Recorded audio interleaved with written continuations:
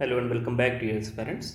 NCERT की इस lecture series में आज हम क्लास 6 ज्योग्राफी का चैप्टर नंबर 4 का क्वेश्चन आंसर वाला पार्ट करेंगे। इसके पहले हमने थ्योरी वाला पार्ट देख लिया है, तो जिन लोगों ने अभी तक थ्योरी वाला पार्ट नहीं देखा है उस थ्योरी वाले पार्ट को देख लें, उसके बाद आ जाएं इस क्वेश्चन आंसर वाले पार्ट पे। तो आइए शुरू करते हैं। सबसे पहला हमारा जो क्वेश्चन वो कहता है what are the 3 components of a map. तो हमने इसे देखा था कि मैप के 3 कंपोनेंट कौन कौन से होते हैं। पहला होता है डिस्टेंस एंड सेकंड होता है direction and third one is the symbol. तो ये 3 होते हैं कंपोनेंट मैप के। Okay, second question is what are the 4 cardinal direction. जो 4 कार्डिनल डायरेक्शन होते हैं वो क्या होते हैं, तो हमने बात इसके लिए पहले ही की थी कि ये जो north, south, east and west हैं, ये क्या है 4 कार्डिनल डायरेक्शंस हैं। और जो ये इसके बीच बीच के जो होते हैं, जो नॉर्थ ईस्ट हो गया, नॉर्थ वेस्ट हो गया, साउथ वेस्ट हो गया, साउथ ईस्ट हो गया, ये भी कार्डिनल डायरेक्शन आते हैं, लेकिन मेन जो है ये 4 होते हैं। The next question, what do you mean by the term the scale of the map. Scale of map के माध्यम से आप क्या समझते हैं। तो हमने स्केल के बारे में बहुत अच्छे से पढ़ा हुआ था। हम जानते हैं कि स्केल क्या होता है। स्केल एक रेशियो होता है। Scale is the ratio between the actual distance on the earth and the distance shown on a map. जो अर्थ पे जो डिस्टेंस है उस डिस्टेंस का रेशियो होता है जो मैप पर डिस्टेंस दी गई है। और इसके में हम देखते हैं कि एक अर्थ के एक बड़े डिस्टेंस को बहुत ही कम डिस्टेंस के रूप में मैप में दिखाया जाता है। जैसे हमने एक स्केल लिया था जिसमें अर्थ का जो 500 किलोमीटर का डिस्टेंस था उसे हम मैप पर 5 सेंटीमीटर के हिसाब से दिखा रहे थे, और हमने इसे कहा था ये क्या है, ये है स्मॉल स्केल। और वहीं जब बहुत ज़्यादा बड़ी डिस्टेंस नहीं रहेगी अर्थ पे, जैसे मान लीजिए 500 मीटर रहेगा, उसको जब हम 5 सेंटीमीटर पे दिखाएंगे इस मैप पे, तो उसे हम कहेंगे लार्ज स्केल मैप। तो इसके बारे में हमने चर्चा बहुत अच्छी तरीके से की थी। The next question, how are maps more helpful than a globe. जाहिर सी बात है, ग्लोब क्या होता है कि एक पूरे अर्थ का एक प्रतिरूप है, और अर्थ हमारा बहुत ही बड़ा है, और पूरे अर्थ को उतने छोटे से हिस्से में दिखाते हैं हम। तो क्या होता है कि उसके माध्यम से हम बहुत ही कम इंफॉर्मेशन उस ग्लोब में ऐड कर पाते हैं, क्योंकि हमें सारी चीज़ें दिखानी होती हैं। ओशियंस भी दिखाने होते हैं, कॉन्टिनेंट्स भी दिखाने होते हैं, सारे कंट्रीज़ दिखाने होते हैं। तो इस वजह से इन्फॉर्मेशन ज़्यादा नहीं हो पाती। लेकिन मैप हेल्पफुल इसलिए होता है क्योंकि मैप क्या होता है, इसमें हम किसी भी पर हम बड़े जगह को भी दिखा सकते हैं, और किसी एक छोटे जगह के बारे में भी हम ढेर सारा इन्फॉर्मेशन डाल सकते हैं। तो मैप हमारे लिए इम्पॉर्टेंट होता है। जब हमें कहीं किसी जगह पर जाना होता है तो उस छोटे से जगह का हम मैप बना लेते हैं, जिसके माध्यम से हम बहुत ईजिली ढेर सारे इन्फॉर्मेशन के माध्यम से हम पहुंच जाते हैं उस जगह पर। तो मैप में क्या है, इन्फॉर्मेशंस ज़्यादा होते हैं, और ये कई प्रकार के स्केल पे बनाया जा सकता है। तो ये इसका एक ढेर सारा फ़ायदा है। Okay, now the next question is distinguish between a map and a plane. तो मैप और प्लेन के बारे में डिस्टिंग्विश करने की बात की जा रही है। तो मैप क्या हो सकता है, लार्ज स्केल पे भी हो सकता है, स्मॉल स्केल पर भी हो सकता है। ओके, लेकिन जो ये प्लान होता है, इस प्लान को हमेशा लार्ज स्केल पर ही बनाते हैं ताकि ढेर सारा इन्फॉर्मेशन हमें इसमें मिल सके। इस चीज़ को हमने ऑलरेडी देख रखा था। एक बार आपको मैं फिर से रिवाइज करा देता हूँ प्लान के बारे में।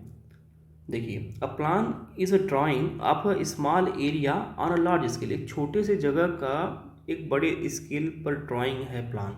लेकिन मैप में क्या होता है, मैप लॉन्ग स्केल स्केल पे भी बन सकता है, और स्मॉल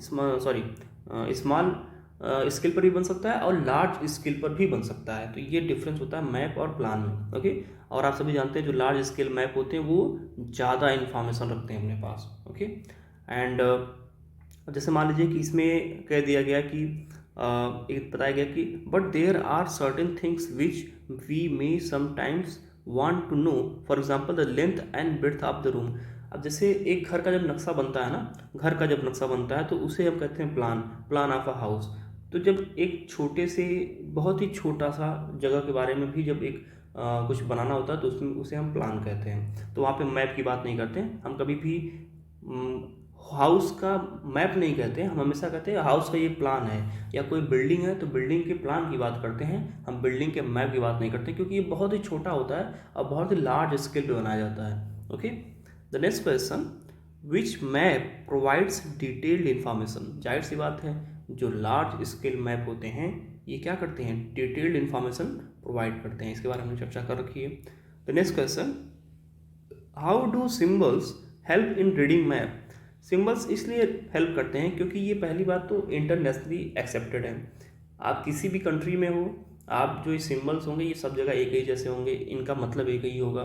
तो जब आप किसी एक जगह के बारे में, मान लीजिए कि आपको किसी एक जगह को एक्सप्लोर करना है, उस जगह की खोजबीन करनी है, छानबीन करनी है, तो पहले आपको आइडिया होना चाहिए कि उस जगह में कौन सी चीज़ कहाँ पर है। तो ये आप एक मैप में जो है एक सिंबल्स के माध्यम से ही जान पाएंगे कि अच्छा ये मान लीजिए कि 10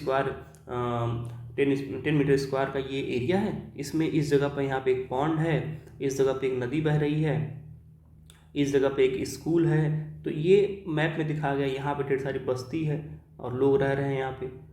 ओके, तो ये जब आप मैप देखेंगे इसका ना, तो आपको एक आइडिया लग जाएगा कि अच्छा ये सिंबल्स के माध्यम से मैं समझ रहा हूँ कि ये जो पर्टिकुलर जगह है, इस जगह में इस जगह एक पॉन्ड है, तालाब है, और यहाँ पे स्कूल है, यहाँ पे रिवर है, यहाँ पे सेटलमेंट्स है।